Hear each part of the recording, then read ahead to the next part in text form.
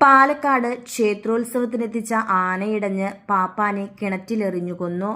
പാലക്കാട് ജില്ലയിലെ കോങ്ങാട് തടുക്കാശ്ശേരി നാഗംകുളങ്ങര ക്ഷേത്രോത്സവത്തിനെത്തിച്ച ആനയായ ബ്രാഹ്മണി വീട്ടിൽ ഗോവിന്ദൻകുട്ടിയാണ് ഇടഞ്ഞ് പാപ്പാൻ രാമനെ ആക്രമിച്ചു കൊലപ്പെടുത്തിയത്. പകൽ ശീവേലിക്ക് എഴുന്നള്ളിക്കാനായി കുളിപ്പിക്കുന്നതിനിടയിലാണ് ഈ അനിഷ്ട സംഭവം നടന്നത്. വിരണ്ടോടിയ ആന സമീപത്തുള്ള വീടുകളിലേക്ക് കയറാൻ ശ്രമിച്ചപ്പോൾ തളയ്ക്കാൻ ശ്രമിക്കുന്നതിനിടയിൽ പാപ്പാൻ രാമനെ ചവിട്ടി കൊലപ്പെടുത്തുകയായിരുന്നുവെന്നാണ് ആദ്യം വാർത്തകൾ വന്നത്.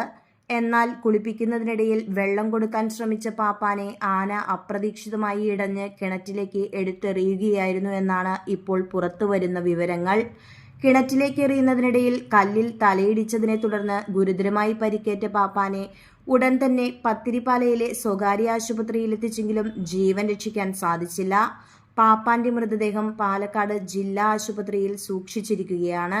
ഇടഞ്ഞ ആനയെ മണിക്കൂറുകൾ നീണ്ട പരിശ്രമത്തിനൊടുവിൽ എലിഫന്റ് സ്ക്വാഡും മറ്റു പാപ്പാന്മാരും ചേർന്ന് തളച്ചു.